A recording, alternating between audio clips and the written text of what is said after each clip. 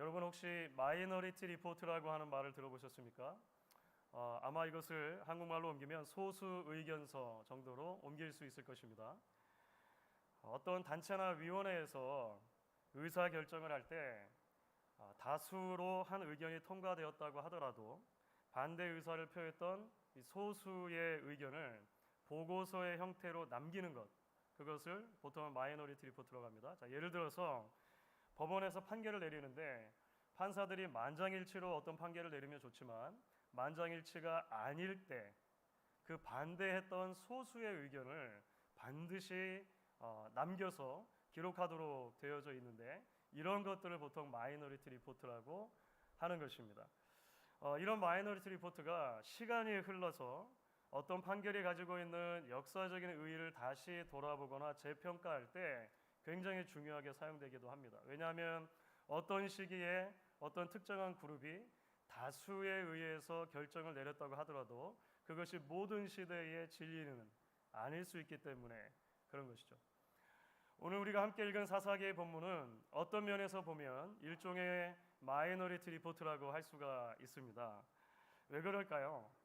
여러분, 우리 사사기 1장은 여호수아가 죽은 다음에 이스라엘 백성들이 가나안과 전쟁을 벌이는 이야기입니다. 그런데 우리가 지난주에 함께 말씀을 나눈 것처럼 이 이야기는 실패의 이야기라고 우리가 요약을 할 수가 있을 것입니다. 사사기 1장은 그 자체로 전쟁 보고서의 성격이 굉장히 강하거든요. 유다 지파부터 해서 마지막 단 지파까지 각 지파들이 어떤 전쟁을 치렀는가를 쭉 보고하는 성격을 가져요. 그런데 그 전쟁 보고서를 우리가 한 문장으로 요약할 수 있다면 아마 이렇게 말할 수 있을 것입니다. 반쪽짜리 순종이 빚은 실패. 지난주 말씀 생각나시죠? 절반의 순종만이 있었다는 거예요. 그것이 실패로 이어졌다는 것입니다. 자, 그런데 오늘 우리가 함께 읽은 말씀, 그러니까 사사기 1장의 중간에 사실 이렇게 끼어 있는 말씀처럼 보이는데 이 말씀은 1장에서 유일하게 완전한 성공에 대한 이야기입니다. 완전한 성공에 대한 이야기. 유다가 헤브론이라고 하는 지역을 점령하는 이야기. 그 다음에 온니엘이 기럇세벨이라고 하는 것을 점령하고 그 이후에 갈렙의 딸이었던 악사와 결혼한 이야기. 이 이야기가 중간에 있는 거예요. 유일하게 1장에서 반쪽이 아닌 완전한 순종을 통한 승리의 이야기가 여기에 있다라고 하는 것이죠. 그래서 팀 켈러 목사님이 사사기에 대해서 책을 쓰면서 이 이야기들을 전심의 제자도에 대한 이야기다 이렇게 평가하는 거예요. 오늘 설교 제목에 나온 것입니다.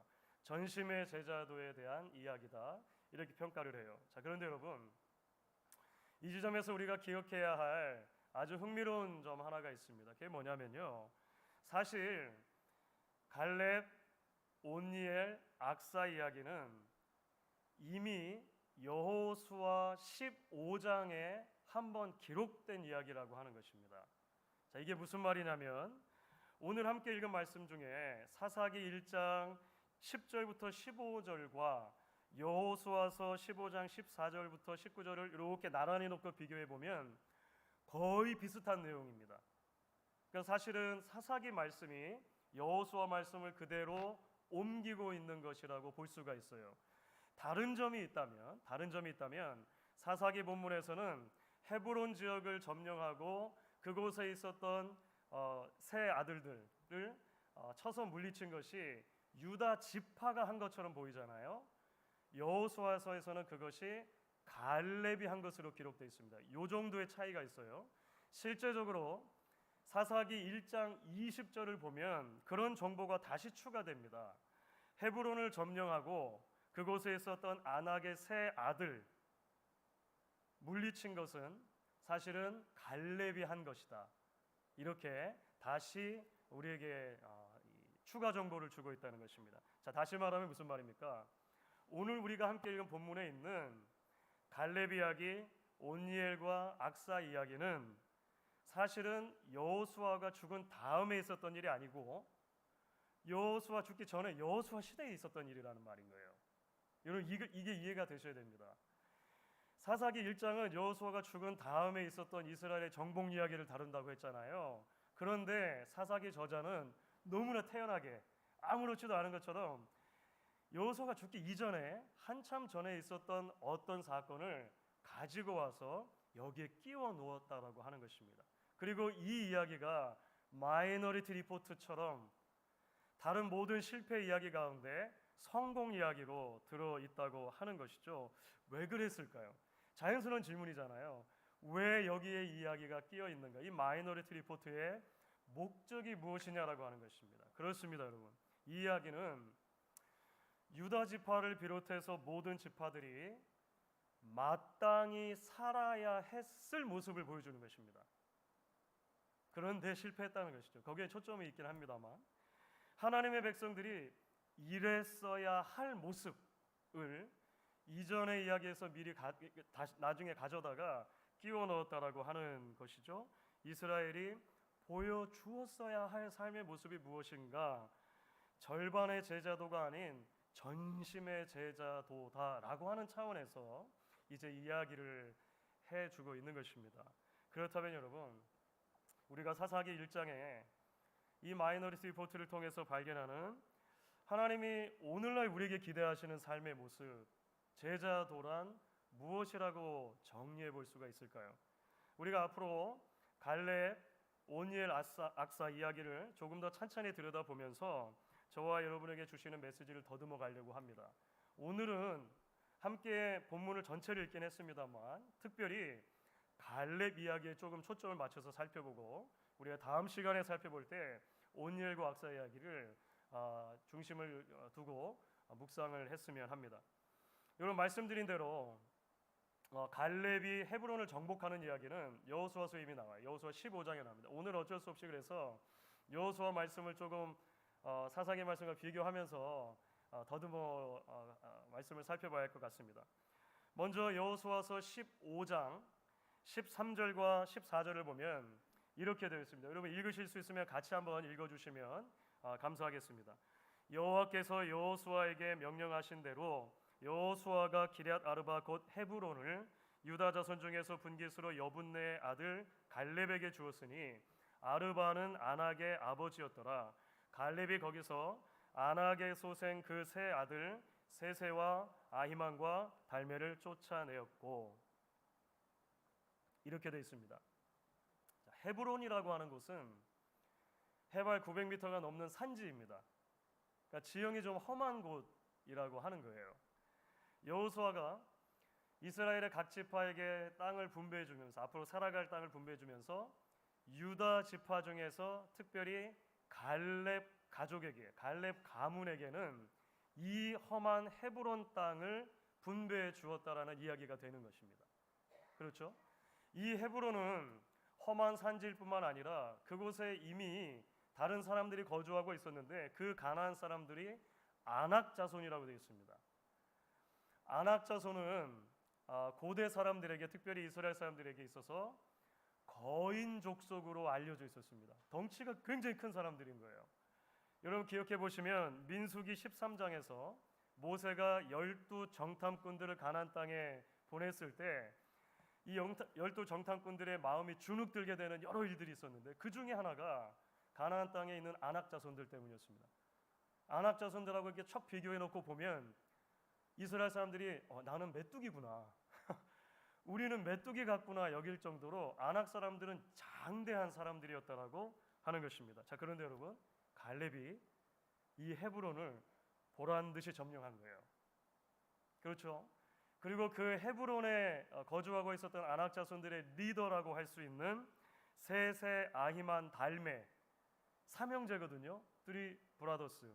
아마 거인 브라더스였을 거예요. 어마어마하게 체격이 좋은 이 사람들을 갈렙이 무찔러서 이겼다라고 하는 것이 여호수아 본문입니다. 그런데 여러분 아십니까?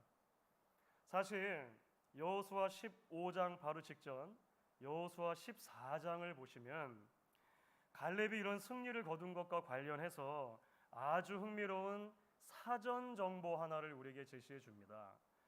사실 우리가 잘 알고 있는 내용이에요. 갈렙 가문에게 이 헤브론 땅이 배정된 것은 여호수아가 갈렙에게 여러분 가족 한번 고생 좀 해보십시오 이렇게 해서 준 게 아니라는 거예요. 실은 갈렙이 여호수아에게 요청한 것입니다. 나에게 이 산지를 주십시오. 갈렙이 먼저 요청했다는 거예요. 더군다나 그렇게 여호수아에게 요청할 당시에 갈렙의 나이가 85세였다는 것입니다. 그것이 여호수아 14장의 가장 중요한 내용입니다. 그래서 여러분 조금 긴 본문이긴 합니다만 여호수아 14장 6절부터 12절을 좀 읽어보려고 합니다. 여호수아 14장 6절부터 12절 한번 읽어보도록 하겠습니다. 한번 눈으로 따라와 주시면 좋겠습니다. 그때의 유다 자손이 길갈에 있는 여호수아에게 나아오고 그니스 사람 여분네의 아들 갈렙이 여호수아에게 말하되 여호와께서 가데스 바네아에서 나와 당신에게 대하여 하나님의 사람 모세에게 이르신 일을 당신이 아시는 바라. 내 나이 40세에 여호와의 종 모세가 가데스 바네아에서 나를 보내어 이 땅을 정탐하게 하였으므로 내가 성실한 마음으로 그에게 보고하였고 나와 함께 올라갔던 내 백성 형제들은 백성의 간담을 높게 하였으나 나는 내 하나님 여호와께 충성하였으므로 그 날에 모세가 맹세하여 이르되 내가 내 하나님 여호와께 충성하였은즉 내 발로 밟는 땅은 영원히 너와 내 자손의 기업이 되리라 하였나이다. 이제 보소서 여호와께서 이 말씀을 모세에게 이르신 때로부터 이스라엘이 광야에서 방황한 이 45년 동안을 여호와께서 말씀하신 대로 나를 생존하게 하셨나이다. 오늘 내가 85세로 돼 모세가 나를 보내던 날과 같이 오늘도 내가 여전히 강건하니 내 힘이 그때나 지금이나 같아서 싸움에나 출입에 감당할 수 있으니 그날에 여호와께서 말씀하신 이 산지를 지금 내게 주소서. 당신도 그날에 들으셨거니와 그곳에는 아낙 사람이 있고 그 성읍들은 크고 견고할지라도 여호와께서 나와 함께 하시면 내가 여호와께서 말씀하신 대로 그들을 쫓아내리이다 하니. 여러분 혹시 9988-1234라는 말 혹시 들어보셨습니까? 9988-1234? 처음 들어보신 분들도 많으실 텐데 이게 요즘에 한국에서 어르신들 사이에 유행하고 있는 건배사라고 합니다. 예, 할아버지 할머니들이 짠 하시면서 9988-1234 다 이렇게 외치시는 거예요. 이게 무슨 뜻일까요? 99세까지 팔팔하게 살다가 하루 이틀 사흘만 아프다가 죽자.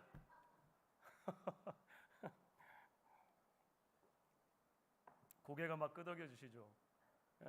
아유 어떻게 이런 걸 만드시는지 모르겠어요.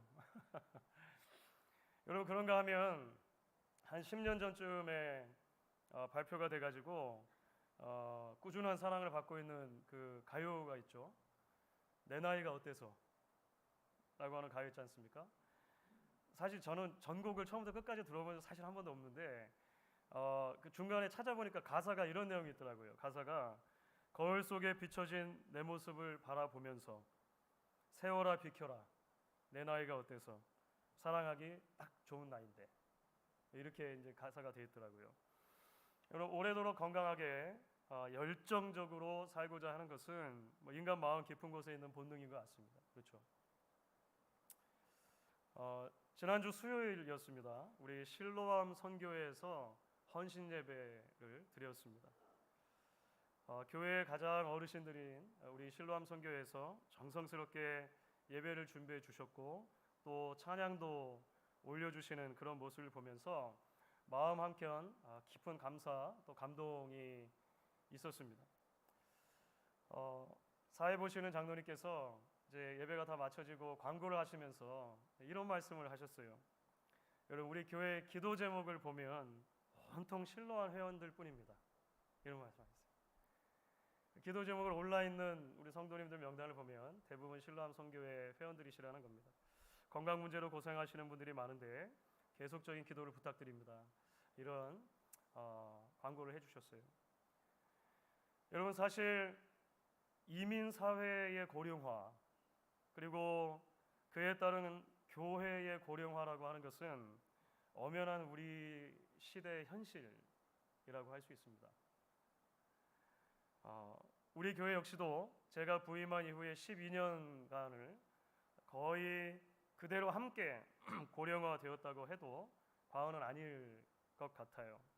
여러분, 그래서 교회마다 일꾼이 부족하다는 소리를 듣습니다.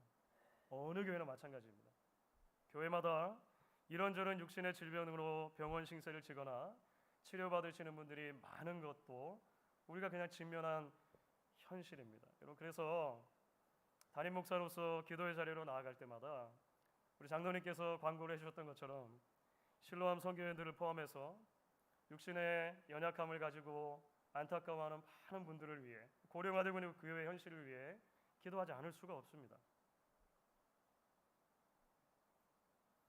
하나님의 치유를 위해서 기도하고, 하나님의 위로를 위해서 기도하고, 하나님이 주시는 참 소망을 위해서 여러분들 한 분 한 분을 마음에 품고 기도하게 됩니다. 사랑하는 여러분, 동시에 여러분, 한 개인이든 한 교회이든 한 사회이든 나이 들미라고 하는 것 자체를 믿음의 눈으로 바라보고 해석하고 살아내는 일도 굉장히 중요하다라고 저는 그렇게 생각합니다. 왜냐하면 이 땅에 태어난 이상 누구나 나이 들고 늙게 되어져 있다면, 누구나 약해지게 되어져 있다면, 누구나 한 번 죽는 것이 맞다면 한 번 살아가는 인생의 모든 시기를, 노년의 시기를 어떻게 준비하고 마주하고 지나갈 것인가를 성경적으로 묵상하고 정리하고 붙드는 것은 너무나도 중요하기 때문에 그렇습니다. 그런 면에서 저는 갈렙 이야기가 우리 모두에게 많은 것을 생각나게 한다, 그렇게 믿습니다. 말씀드렸던 것처럼 갈렙이 여호수아에게 이 요청을 했을 때 85세였습니다. 우리 실로암 선교회로 치더라도 나이가 가장 많은 그룹 중에 아마 속하는 연령대였을 것입니다. 갈렙이 그랬다는 거예요. 하지만 여호수아에게 나아가서 나에게 이 산지를 주십시오, 헤브론을 주십시오라고 말합니다. 왜일까요? 그가 어리석어서입니까? 나이로 인해서 판단력이 흐려져서입니까? 헤브론이 어떤 땅인지 몰라서 그렇습니까? 그곳에 어떤 사람들이 살고 있는지 무지했기 때문에 그렇습니까? 아니죠. 여호수아에게 말했던 것을 보면 다 알고 있었습니다. 다 알고 있었습니다. 그가 이런 요청을 드릴 수 있었던 유일한 이유는 하나님을 믿었기 때문입니다. 하나님을 신뢰했기 때문입니다. 하나님의 약속을 붙들었기 때문입니다. 말씀드렸던 여호수아 14장 6절부터 12절까지 제가 좀 긴 본문을 읽었잖아요. 여러분 혹시 캐치하셨습니까? 여호수아의 말 가운데 여호와라고 하는 말이 계속 반복됩니다. 전체는 여호와라고 하는 말이 8번이나 반복됐습니다. 8번. 특별히 12절은 이렇게 되어 있죠. 여러분 같이 한번 읽어주십시오. 12절입니다. 그날에 여호와께서 말씀하신 이 산지를 지금 내게 주소서. 당신도 그날에 들으셨거니와 그곳에는 아낙 사람이 있고 그 성읍들은 크고 견고할지라도 여호와께서 나와 함께 하시면 내가 여호와께서 말씀하신 대로 그들을 쫓아내리리다 하니, 갈렙은 인생 전체가 온통 그 주어가 여호와이신 거예요. 하나님인 거예요. 사랑하는 여러분, 결국 우리는 여기서 하나님을 향한 온전한 믿음으로 한 평생을 살아왔던 어떤 사람을 보는 것입니다. 여호수아는 젊었을 때도 마찬가지였어요. 정탐으로 보냈을 때 모든 사람들이 부정적인 결과를 올리는데 여호수아와 갈렙만은 그게 아니다라고 말해요. 왜냐하면 여호와가 인생의 주어이기 때문에 그런 거예요. 하나님이 주시겠다고 약속하셨으면 우리가 가서 취하면 됩니다, 이렇게 말했죠. 45년이 흐른 이후입니다. 여전히 이 갈렙에게는 그 주어가 여호와이신 거예요. 평생을 그랬듯이 노년의 시기에도 변함없는 전심의 제자도로 살아가는 어떤 사람을 우리는 갈렙에게서 보게 되는 것입니다. 그래서 실제로 성경도 그렇게 말해요. 여호수아서 14장 14절을 보시면 이 갈렙을 이렇게 평가하는 거예요. 헤브론이 그니스 사람 여분네 아들 갈렙의 기업이 되어 오늘까지 이르렀으니 이는 그가 이스라엘의 하나님 여호와를 온전히 좇았습니다. 온전히 좇았습니다. 갈렙에게 소리는 오고 오는 이스라엘의 모든 세대에게, 그리고 오늘 우리에게 하나님이 기대하시는 온전한 순종의 모델을 보는 것입니다. 여러분, 저는 알고 있습니다. 이 자리에 함께 앉아 계신 여러분들 가운데도 갈렙이 계십니다. 그런 분들은 볼 때마다 더 젊은 제가 부끄러워집니다. 주중에 교회에 있으면 교회를 왔다 갔다 하시는 여러 성도님들 가운데 교회를 사랑하는 마음으로 적지 않은 나이시지만 알게 모르게 교회를 가꾸고 붙들고 기도하는 분들이 계세요. 알고 있습니다. 여러분들 중에 많은 갈렙을 알고 있습니다. 동시에 우리들 중 많은 사람들은 여전히 많은 일들에 주눅들어 있습니다. 두려워하고 있습니다.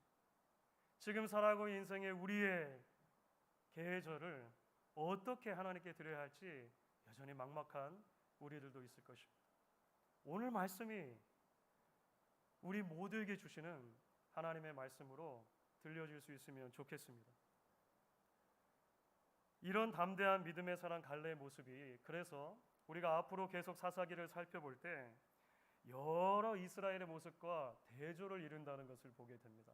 사실 여기에 이 마이너리티 리포트가 있는 이유 중에 하나가 사실 그것입니다. 앞으로 우리가 사사기를 살펴보면 그랬어야 할 이런 삶에서 이스라엘 백성들이 얼마나 많이 동떨어져 가는가를 보게 될 거예요. 예를 들어서 겁장이었던 바락 앞으로 보게 될 거고요. 소심했던 기드온도 보게 될 거예요. 나중에 사사기 결말부로 갈수록 점점 더 문제가 심각해지는 것을 보게 될 거예요. 자, 그런데 여러분, 가장 가깝게 하나만 살펴보려고 하는데요. 사사기 1장 자체에도 대조가 되는 이야기가 있습니다. 사사기 1장에 조금만 뒤에 가면 유다 지파가 실패하는 이야기가 또 하나가 나오는데 그것을 이렇게 설명을 해요. 그것이 바로 사사기 1장 19절 말씀입니다. 여러분, 같이 한번 읽도록 하겠습니다. 사사기 1장 19절 같이 한 목소리로 읽겠습니다. 여호와께서 유다와 함께 계셨으므로 그가 산지 주민을 쫓아내었으나 골짜기 주민들은 철병거가 있으므로 그들을 쫓아내지 못하였으며. 여러분, 뭔가 좀 이상하지 않습니까? 전체적인 말씀을 보면 밸런스가 좀 이상하지 않습니까? 여호와께서 그들과 함께 주신 거예요. 이건 분명한 것입니다. 하나님은 함께 주셨어요. 하나님 편에서는 그러니까 문제가 없는 것입니다.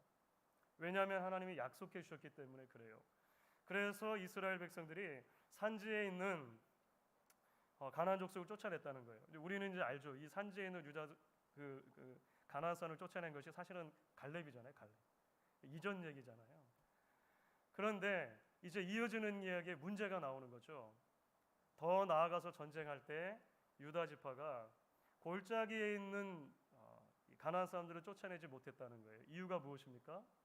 그들이 가진 철병거 때문입니다. 철병거 때문. 사실은 철병거는 당시로 보면 최첨단의 무기라고는 할 수 있습니다. 그러니까 그냥 청동기로 만든 칼 들고 이렇게 싸우는 시대였으니까 철병거가 있으면 어마어마한 군사력이긴 한 것입니다. 맞아요.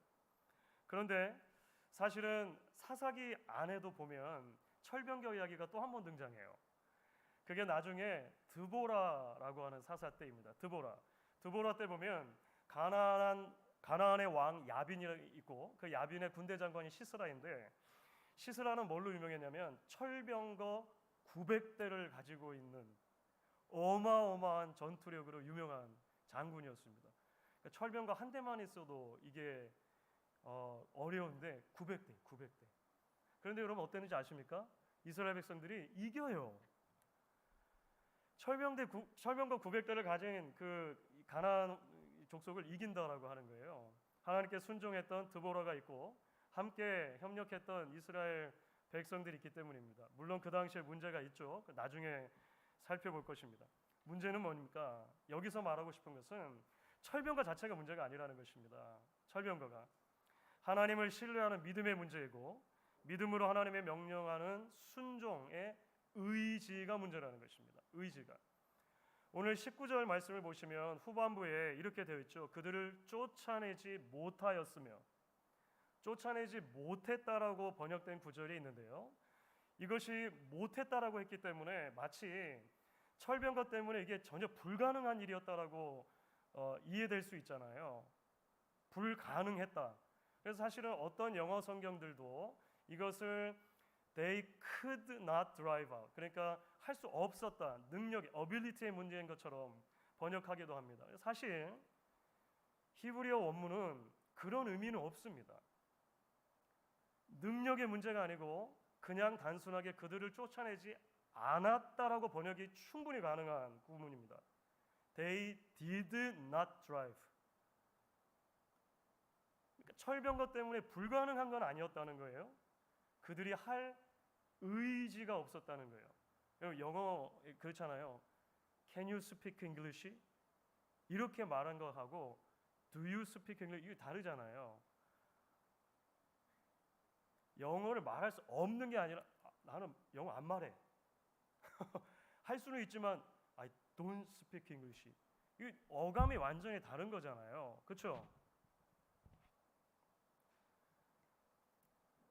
혹시 여러분들에게 그런 철병거가 있지 않으십니까? 철병거. 우리를 의기소침하게 만들고 주눅들게 하고 뒤로 물러나게 하는 그런 철병거 말이죠. 사실은 많은 경우에 때로 나이 들미 그 자체로 그런 철병거가 될 수 있을 것입니다. 우리가 살아가는 환경의 척박함이 철병거가 될 수 있을 것입니다. 때로 우리의 몸의 약함이나 병들미, 가정에 닥친 위기 상황이, 사업 중에 맞닥뜨린 고비가 철병거가 될 수 있습니다. 때로 어떤 사람이 철병거가 될 수도 있을 것입니다. 그래서 하나님 이제 할 수 없습니다. I cannot. 하나님 저는 할 수 없습니다. 하나님 여기까지인가 봅니다. 이 이상은 무리인 것 같습니다. 말하고 싶을 때 그야말로 우리 인생의 링 위로 하얀 손수건을 던져놓고 포기하고 싶을 때, 기권하고 싶을 때가 있을지 모르겠습니다.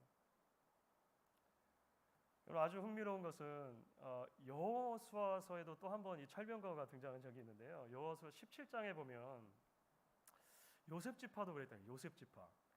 요셉 지파는 이제 에브라임과 므낫세 지파거든요. 자신들에게 분배된 땅을 이 요셉 지파는 여호수아서에서 이미 불평해요.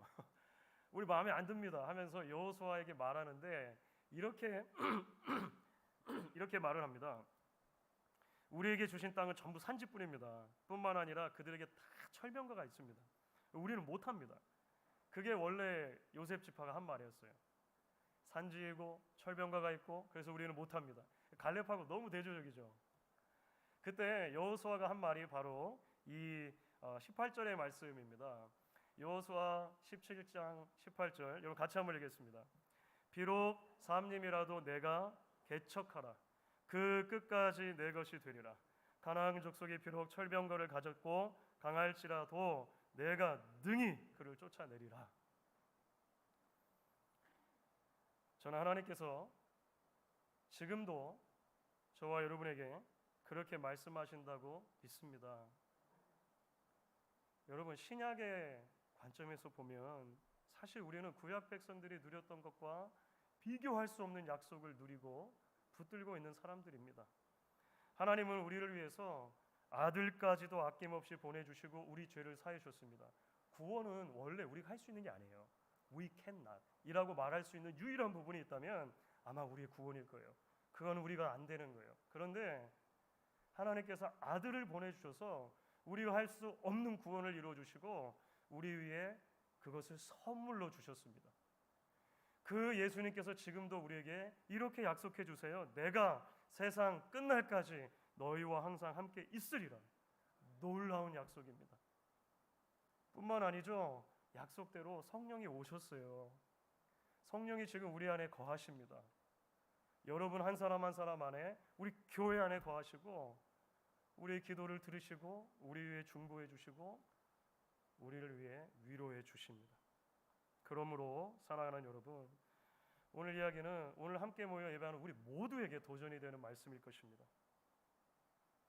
우리 나이가 지금 어떠하든지, 우리의 상황과 형편이 어떠하든지, 우리가 예배 전 찬양했던 것처럼, 예배 시작하며 찬양했던 것처럼 우리의 시선을 하나님께로 향하고 고정할 것을 촉구하는 것입니다.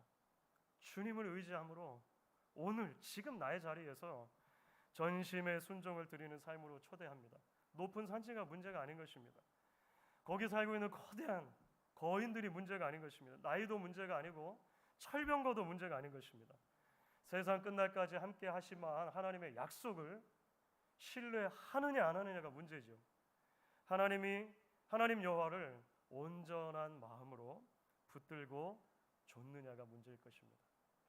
오늘 주신 메시지를 따라서 우리 삶의 주어가 하나님이심을 다시 한번 확인하며 붙드시는 여러분, 그 하나님의 약속을 붙들고 주의 부름 받는 그날까지 전심을 다하는 제자도로 살아드리기를 결단하는 저와 여러분 되실 수 있기를 주의 이름으로 축원하겠습니다.